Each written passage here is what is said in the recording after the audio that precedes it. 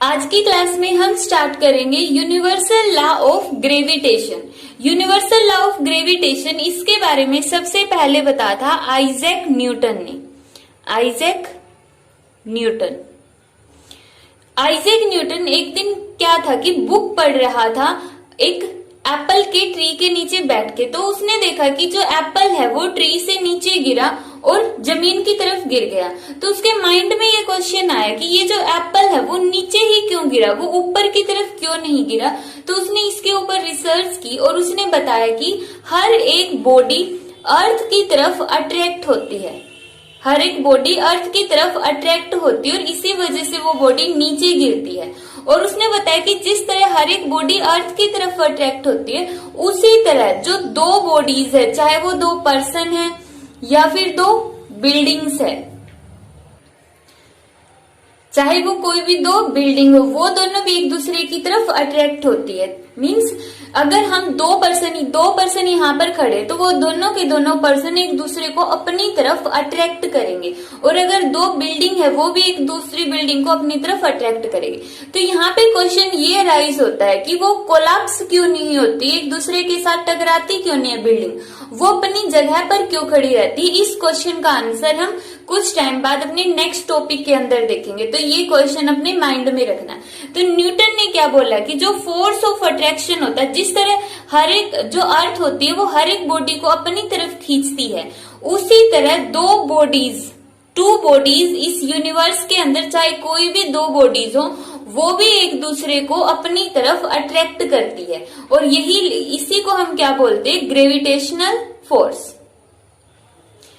अब gravitational force है तो आइजैक न्यूटन ने बोला कि जो मैग्नीट्यूड ऑफ फोर्स है वो डायरेक्टली प्रोपोर्शनल होगा मास ऑफ फर्स्ट बॉडी।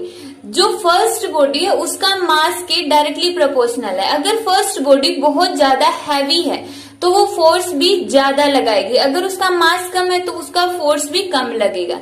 इसी तरह जो ये फोर्स है वो directly proportional to mass of second body, इसी तरह वो सेकंड बॉडी के मास पर भी डिपेंड करती है। और ये जो फोर्स होगा, उसने देखा कि एक्सपेरिमेंटली ऑब्जर्व किया कि जो फोर्स है इनवर्सली प्रोपोर्शनल होता है डिस्टेंस का स्केयर। तो यहाँ से क्या होगा कि अगर दो बॉडीज के बीच में, जो ये दो पर्सन है, अगर इनके बीच में डिस्टेंस कम है, चाहे हम दो पर्सन ले या फिर कोई भी दो ऑब्जेक्ट्स ले, तो अगर इनके बीच की डिस्टेंस है वो ज्यादा हो गई, ज्यादा डिस्टेंस है इनके बीच की, तो वहां पे फोर्स क्या हो जाएगा, कम हो जाएगा। तो force inversely proportional to r square. जब हम तीनों फैक्टर्स को ज्वाइन करेंगे तो force directly proportional to m1 m2 divide by r square. यहाँ पर हम इसको सोल्व करेंगे और प्रोपोर्शनैलिटी का कांस्टेंट हटाएंगे तो क्या आएगा, g m1 m2 divide by r square. ये आ गया ग्रेविटेशनल फोर्स का फॉर्मूला।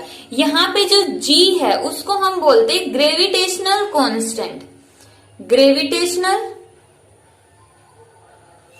कांस्टेंट। और g की वैल्यू कितनी होती है, 6.67 इंटू 10⁻⁻11 न्यूटन पर किलोग्राम स्क्वायर और मीटर स्क्वायर।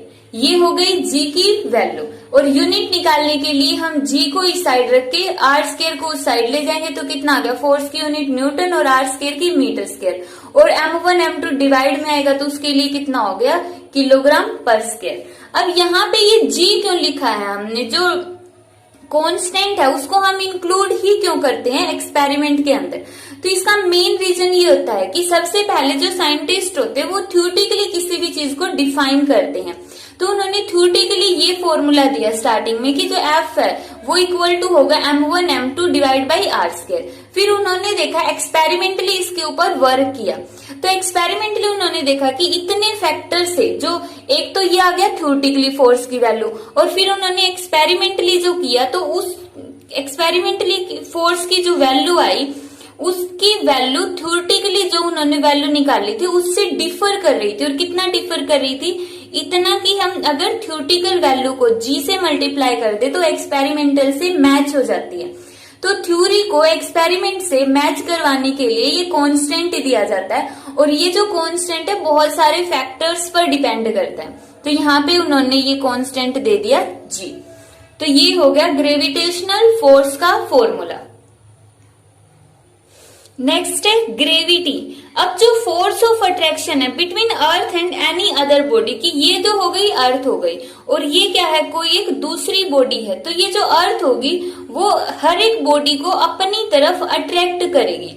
तो जितने फोर्स से जो अर्थ है वो किसी भी बॉडी को अपनी तरफ अट्रैक्ट करेगी उसको हम क्या बोलेंगे, ग्रेविटी बोलेंगे। तो यहाँ पे जो ग्रेविटी है वो स्पेशल केस हो गया, special case of gravitation, special case of gravitation. ये ग्रेविटेशन का एक स्पेशल केस है क्योंकि ग्रेविटेशनल फोर्स के अंदर तो क्या होता है, दो ऑब्जेक्ट कुछ भी हो सकते हैं जिनका मास होगा m1 m2, लेकिन जो फोर्स ऑफ ग्रेविटी होता है क्या है, force of gravity. Force of gravity में एक ऑब्जेक्ट क्या होगा, अर्थ होगा और दूसरा ऑब्जेक्ट कोई दूसरी बॉडी होगी। तो इस वजह से हम बोलते हैं कि जो ग्रेविटी होती है वो special case of gravitational force होती है। और इसको हम यूनिवर्सल क्यों बोलते हैं, यूनिवर्सल हम इसलिए बोलते हैं क्योंकि ये जो लॉ है वो हर एक टाइप के ऑब्जेक्ट पर एप्लीकेबल होता है और पूरे के पूरे यूनिवर्स में हर एक टाइम के ऊपर एप्लीकेबल होता है, इसलिए हम इसको यूनिवर्सल बोलते हैं। नेक्स्ट है यूनिवर्सल ग्रेविटेशनल कांस्टेंट। अब फोर्स का फॉर्मूला हमने पढ़ा था, क्या था, F is equal to G m1 m2 divide by r square. तो यहाँ पे यूनिवर्सल ग्रेविटेशनल कांस्टेंट क्या है, जी। तो जी को हम एक साइड में रखेंगे और बाकी सारी टर्म्स को एक साइड में। आर स्क्वायर को एफ की साइड लेकर गए तो F into are square, m1 m2 इसके क्या हो जाएगा, डिवाइड में हो जाएगा। अब हम सबसे पहले इसकी यूनिट निकालते हैं, एसआई यूनिट, एसआई यूनिट जी की, ग्रेविटेशनल कांस्टेंट की। फोर्स की एसआई यूनिट क्या होगी, न्यूटन। डिस्टेंस की एसआई यूनिट क्या होगी, मीटर स्क्वायर। m1 m2 की किलोग्राम स्क्वायर। तो ये आ गई ग्रेविटेशनल कांस्टेंट की एसआई यूनिट। अब हम देखते हैं इसका डायमेंशनल फॉर्मूला। डायमेंशनल फॉर्मूला, जी का डायमेंशनल फॉर्मूला कैलकुलेट करने के लिए हमें क्या करना पड़ेगा, एफ का डायमेंशनल फॉर्मूला। एफ क्या होता है, force is equal to mass into acceleration. Mass का डायमेंशनल फॉर्मूला m और एक्सीलरेशन का L(t)-2। तो यहाँ पे हमने लिख लिया फोर्स का डायमेंशनल फॉर्मूला mL(t)-2 और r का हो जाएगा L square divide by mass m1 का m और मास m2 का भी m। तो एक m से ये एक m कैंसल, इस m को ऊपर लेकर जाएंगे तो m की पावर -1। यहाँ पे क्या होगी, L की पावर 1 और L की पावर 2, तो L की पावर 3 और T की पावर -2। तो ये आ गया G का डायमेंशनल फॉर्मूला। अब अगर हमें ग्रेविटेशनल कांस्टेंट को डिफाइन करना पड़ जाए, उसको कैसे डिफाइन करेंगे।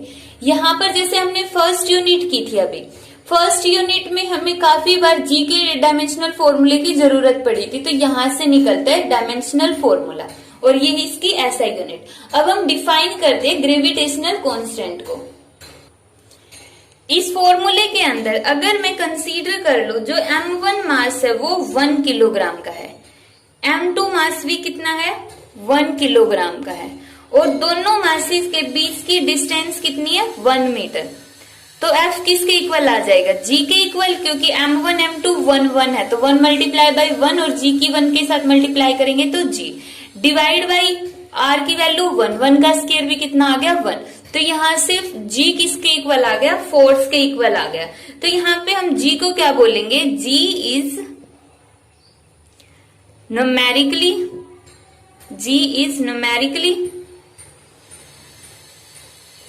Equal to force of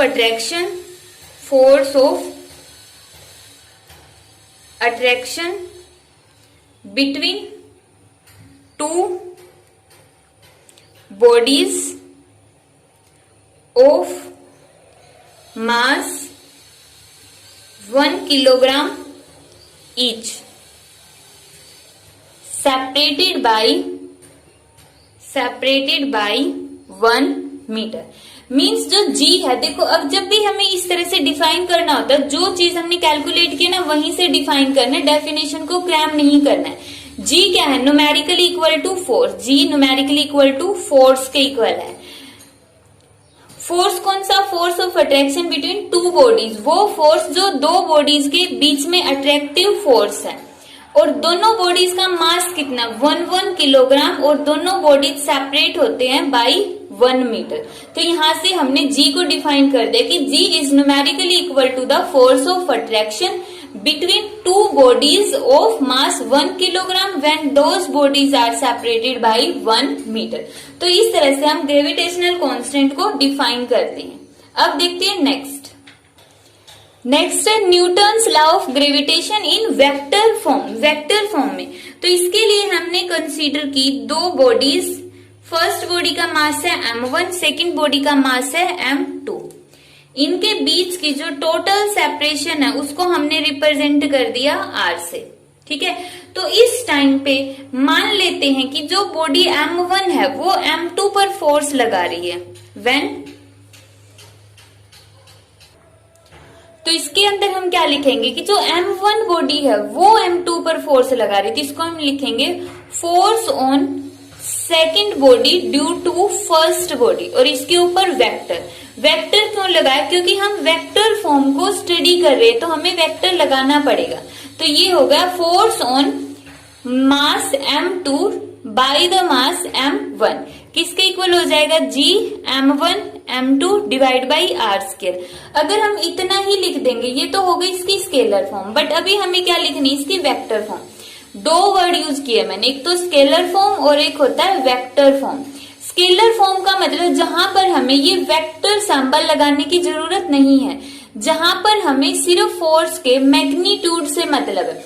magnitude से मतलब है मीन्स हमें ये फर्क नहीं पड़ता कि उस फोर्स की डायरेक्शन लेफ्ट टू राइट है या राइट टू लेफ्ट है, डाउनवर्ड टू अबो डायरेक्शन में या फिर अप टू डाउन है। तो डायरेक्शन से हमें कोई मतलब ना हो तो उस टाइम पे हम बोलेंगे जो न्यूटन्स का लॉ है उसको स्केलर फॉर्म में, और वेक्टर फॉर्म में तब लेंगे जब हमें उसके मैग्नीट्यूड के साथ साथ हमें डायरेक्शन भी कंसीडर करनी है। अब डायरेक्शन यहाँ पर तो हमने वेक्टर से शो कर दी, इस साइड में डायरेक्शन के लिए हम क्या करेंगे, r21 कैप, यहां से हम लिख देंगे r21 कैप। यहाँ पे r21 कैप क्या है, r21 इसको हम बोलते हैं कैप, जो तुम सेकंड यूनिट में पढ़ चुके हो, इसको हम बोलेंगे यूनिट वेक्टर। जो मास m1 और m2 के बीच में ये क्या है, यूनिट वेक्टर है। तो ये हो गई फोर्स F21 की डायरेक्शन।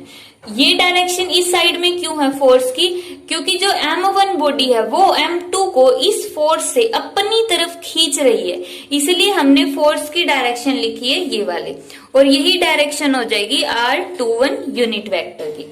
इसी तरह से हम क्या निकालेंगे, when body m2 attract the body m1, तो इसको हम क्या लिखेंगे, फोर्स कौन डाला है, m2 बॉडी डाले किसके ऊपर, m1 के ऊपर, तो force on body 1 due to second, F12 is equal to g m1 m2 divide by r square, और यहाँ पे r12 कैप। तो ये इस फोर्स की डायरेक्शन कहां पर होगी, ये, क्योंकि ये m2 बॉडी है m1 को अपनी तरफ खींच रही है, इसलिए ये हो गई फोर्स की डायरेक्शन, और यही होगी इसकी r12 कैप की डायरेक्शन।